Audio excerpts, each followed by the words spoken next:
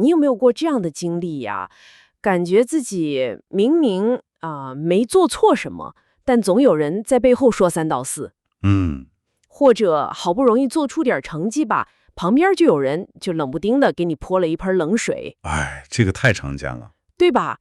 甚至就是在朋友圈儿就分享一点生活的小确幸，评论区里也会冒出那么几句，阴阳怪气的评论。是的，今天呢，咱们就来深入聊聊这个话题，就是那些似乎总是对你抱有负面看法的人，咱们姑且称为恨你的人，或者说负面评价者。我们手头有一份材料，是一篇挺有意思的文章，它系统地分析了这种现象背后的15个核心真相。15个还挺多的。对，我们这次探讨的目的呢，不仅仅是想帮你理解他们，就是为什么会这样，更重要的是让你看清楚，如何才能不被这些负面声音干扰，甚至能不能把它们转化成你继续前进的某种动力。我们要一起剖析这背后的15个核心真相。好，那我们现在就开始吧。文章开篇就抛出了一个，怎么说呢，相当犀利的核心观点。很多时候，别人对你的恨或者负面评价，根源不在于你真的做错了什么，而恰恰是因为你做到了某些他们做不到或者不敢做的事情。这个点很关键。对，你仔细想想，你通常不会去记恨一个明显比你弱很多，或者跟你生活轨迹没有什么交集的人，对吧？对对对，没错。这个观察点确实很关键。这种负面情绪啊，往往是评价者内心深处某种未被满足的期望，或者是未能实现的潜力，甚至是挫败感的折射。当看到你就是展现出他们所缺乏的特质，或者取得了他们渴望但没能获得的成就时，你的存在本身就可能像一面镜子，不经意间照亮了他们内心的不适和焦虑。哦，原来是这样。这背后啊，其实是一种挺复杂的心理防御机制和投射在起作用。好，那我们先来看看文章梳理的第一个真相啊，那些特别爱批评的人，往往提不出什么建设性的意见。这个倒是真的。文章里有个例子，就说一个朋友小 A 在公司做营运，策划了一个拉新活动，效果特别好，就是远超预期。结果同部门的小 B 就悠悠地说了一句：“我觉得方案挺一般的。”等小 A 追问具体哪里一般，有什么更好的建议时，这个小 B 就支支吾吾说不出个所以然了。对，说不出。这种情况简直太普遍了，真的。你看网上评论区，总有人说存钱有什么难的，我只是不想晒而已。但你要是请他分享一下具体怎么存、怎么规划，他就没下文了。是。还有上学的时候，你考试成绩好，总有人在旁边酸溜溜的说你是运气好或者抄的吧，但他自己呢，从来不见他认真复习。对。当你下决心减肥成功了，他又跑出来说肯定会反弹的，但他自己却从没踏上过跑步机。哈哈，对。说白了，动嘴批评的成本太低了，而动手做事才需要真本事。很多时候，批评成了他们掩盖自己做不到或者不愿意做的一块遮羞布。对，就是掩盖自己的无力感，或者说是不作为。这就自然地引出了文章提到的第二个真相，他们试图通过否定你来为自己的不那么成功，或者说原地踏步，寻找心理慰藉啊，为了让自己心里好受点。对，这背后的逻辑其实不难理解。如果你也失败了，或者你的成功没那么了不起，那我的线上似乎就显得不那么难以接受了。文章里那个开书店的姐姐的故事就很能说明问题。一开始邻居断言他肯定撑不下去，早晚得倒闭。等书店真的做起来了，生意不错，邻居的风凉话又变成了那肯定是家里有钱支持的。咋？你看，从头到尾，这位邻居关注的焦点根本不是书店主人付出了多少心血和努力，而是他的成功是否会反渗出自己的某种无能或不成功。对对对。职场里这种心态也很常见，比如有人总说你加班没意义，瞎忙活，或者评价外卖机会其实很坑，没什么好的。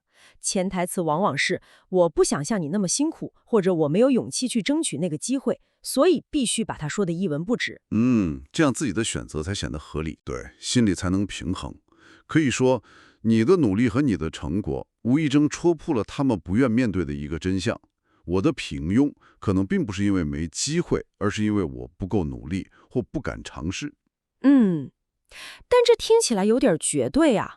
难道所有的批评都是出于这种心理吗？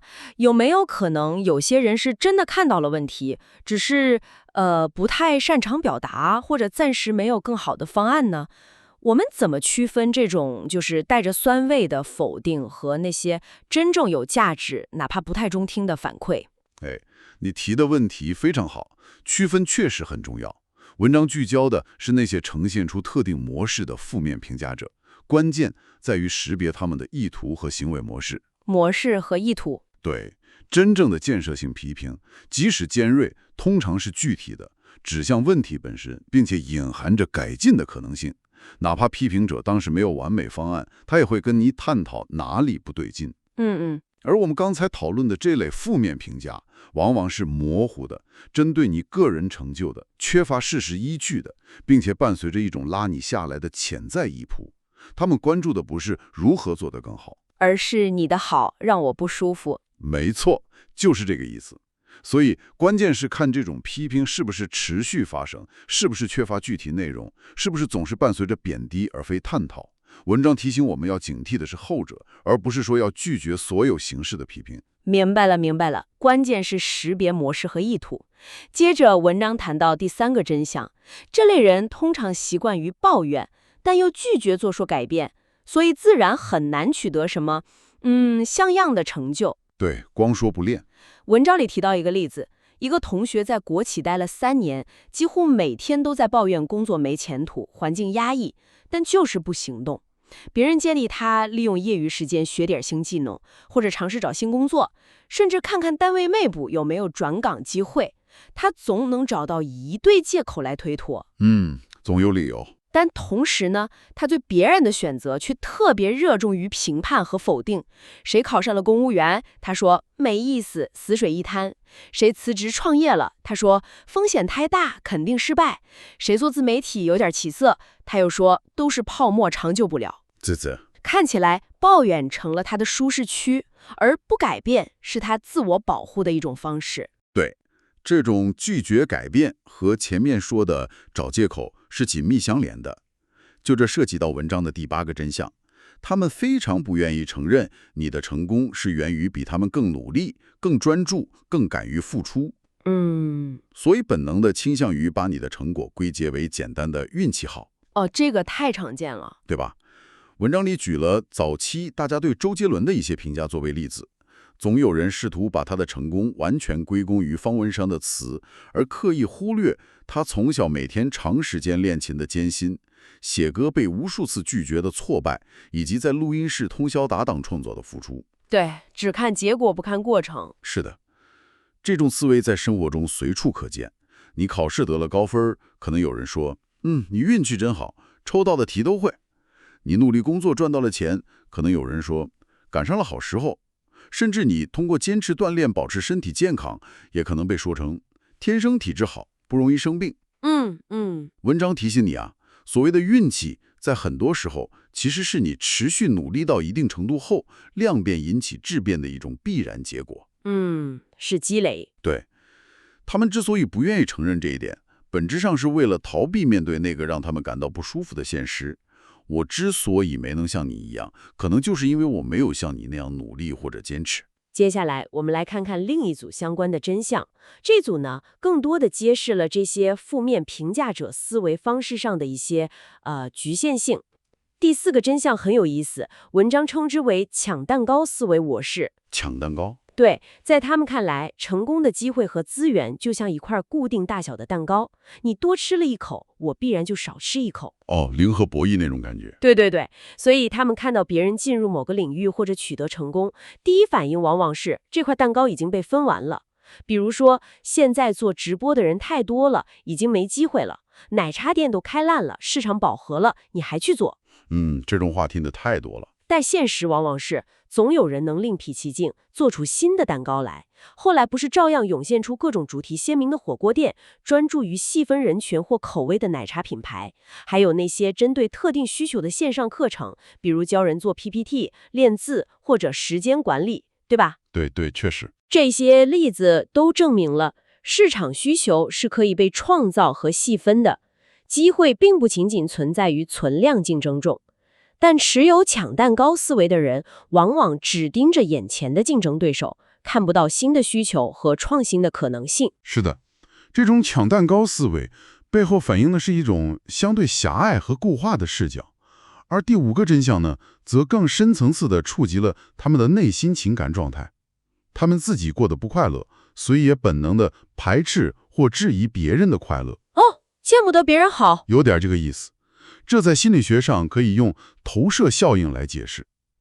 简单来说，投射效应就是指个体常常不自觉地把自己内心的某些不被社会或自己接受的想法、感受或者特质转移到别人身上。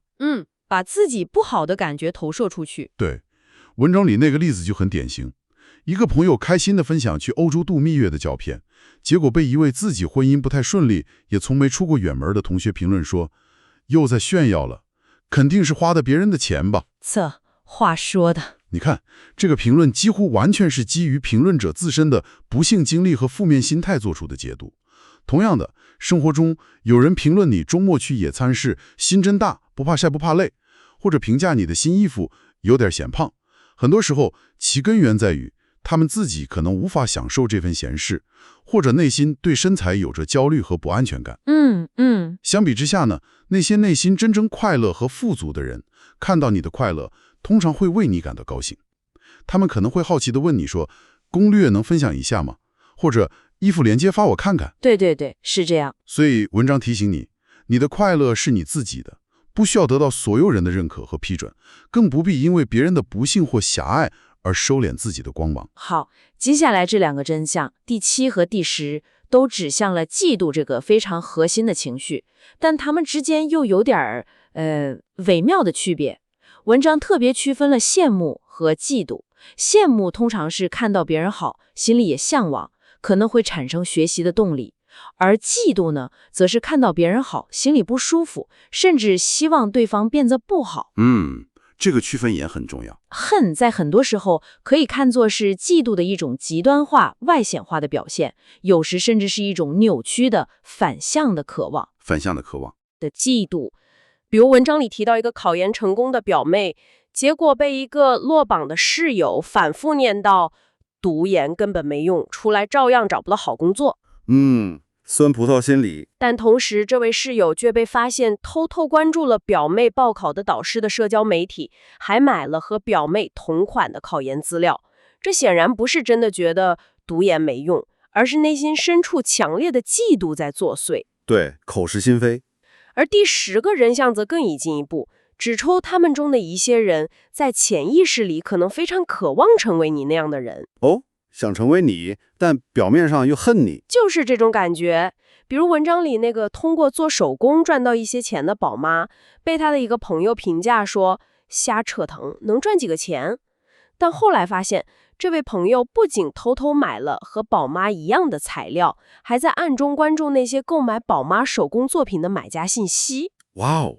这其实就暴露了他内心深处是渴望能像这位宝妈一样，通过自己的努力获得认可和回报的，只是他没有勇气去尝试，或者不愿意承认这种渴望。明白了。这种情况在职场晋升、坚持健身、培养阅读习惯等等都可能出现。有些人嘴上说着晋升了还不是一样累，跑步有什么用，浪费时间，看那些书能当饭吃吗？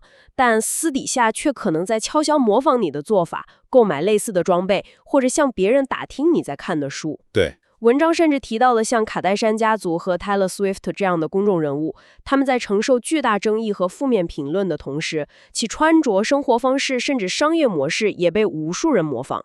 所以你看，有时候那些针对你的恨意或者负面评价，恰恰从反面印证了你的价值，是你走在正确道路上的一枚特殊的负面勋章。哈哈，这个负面勋章的比喻有意思。我们再来看第6个真相啊。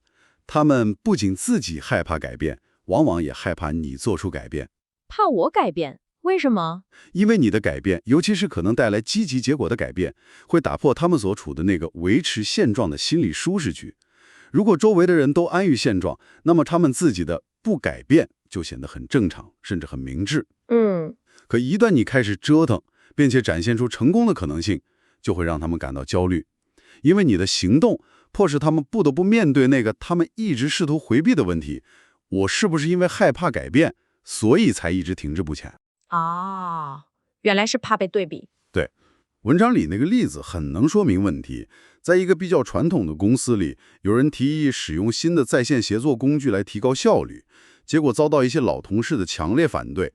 反对的理由听起来冠冕堂皇，我们一直都是这么做的，没出过问题。学新工具都麻烦啊。听着好像有道理。但更深层次的原因，往往是害怕学习新事物带来的不确定性，害怕改变已经习以为常的工作模式。最终的结果是，那个勇于提出并实践改变的人，因为效率提升得到了表扬，而那些固守旧习的人，则可能因为跟不上团队的节奏而被边缘化，甚至调岗。所以生活中那些苦口婆心劝你别辞职，稳定最重要，别尝试那种新风格，不适合你的人，很多时候也是出于类似的心理。他们害怕你的成功会证明改变并不可怕，甚至可能更好，从而反渗出他们自己的不敢或不愿。这个角度挺有启发。第9个真相呢，指出他们常常基于片面的信息，也就是断章取义来进行评判。这个也很常见。对，他们往往只看到结果，却忽略了漫长而艰辛的过程；只看到光鲜的表面，却不了解背后的付出和挣扎。就像文章里提到的那个朋友，花了半年时间做短视频，积累了10万粉丝，结果就有人在评论区轻描淡点地说：“这有什么难的？不就是随便拍拍吗？”说得轻松。这些人完全无视了他可能每天需要早起构思写稿，花费大量时间拍摄剪辑，还要熬夜回复评论，以及在最初毫无起色、数据惨淡时所经历的挣扎和坚持。是的，背后的辛苦看不到。职场中也是如此，你通过努力拿下一个大客户，可能就有人在背后低谷，还不是因为他会说话，懂得讨好领导和客户。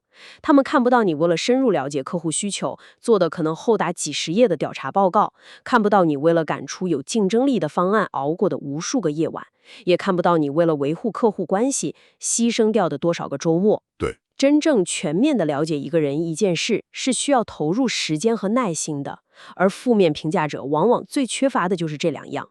他们更倾向于相信那个符合他们预设的简单化的版本。所以文章也提醒你，不必太在意那些基于冰山一角的评判，因为他们根本不了解完整的你。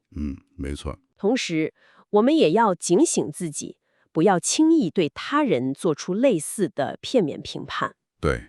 反求诸己也很重要。第11个真相触及到了投入与回报的关系。他们自己往往舍不得在自我提升上进行投资，无论是时间、精力还是金钱。但当你因为投资自己而获得回报时，他们又会感到嫉妒。自己不投还嫉妒别人投了有回报。就是这样。文章里讲到，一个同事花了5000块钱报了个管理技能提升的课程，当时被同部门的几个人嘲笑说真不值，被割韭菜了。结果半年后，这位同事因为在工作中展现出更强的管理能力而获得了晋升加薪的机会。而那些当初嘲笑他的同事呢，很可能还在原地踏步，继续抱怨着没机会、不公平。生活中类似的例子也很多，比如有人说你买跑步机肯定没用，最后就是个晾衣架；或者说你买摄影设备纯属浪费钱，手机拍照足够了。很多时候，他们并非真的认为这些东西毫无用处，而是内心深处舍不得为可能的回报去预先付出成本。是舍不得。对，文章在这里强调了一个观点：投资自己其实是最稳妥、回报周期最长的投资。你通过学习获得的知识，通过实践提升的能力，通过锻炼增强的体魄，这些都是别人拿不走的无形资产，并且会持续不断地为你未来的发展赋能。对，这是真的。那些因为舍不得而拒绝投资的人，自然很难理解你通过投资获得的收获，甚至可能因此心生嫉妒。接下来这2个真相，第12和第13，揭示了一种挺有意思的现象，甚至有点反直觉。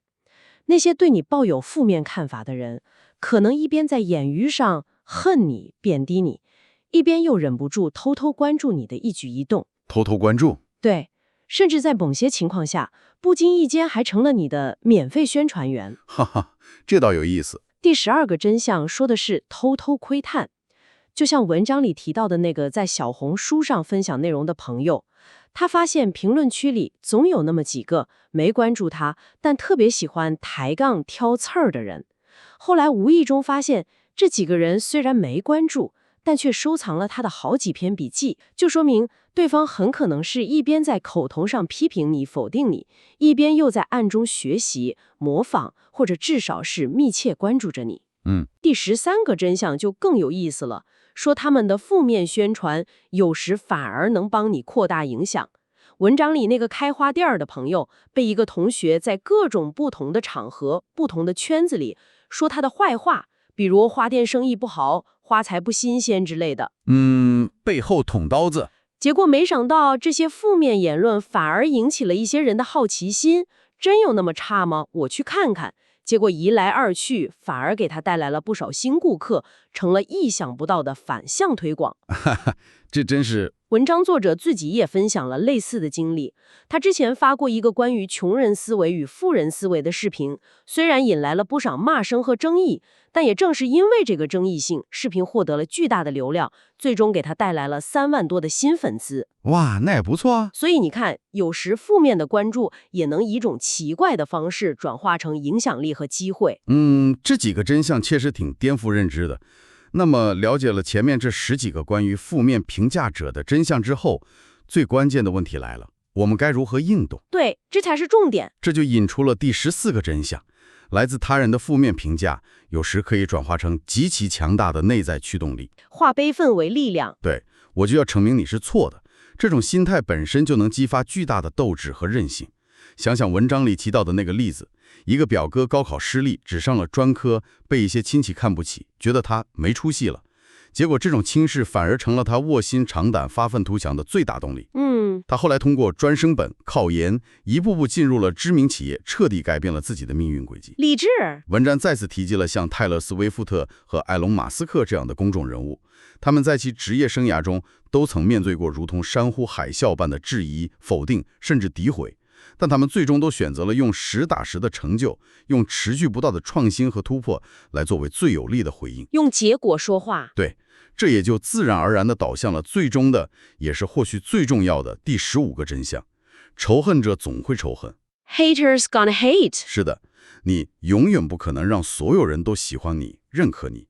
文章甚至用了非常极致的例子，说就算是耶稣也有反对他的人。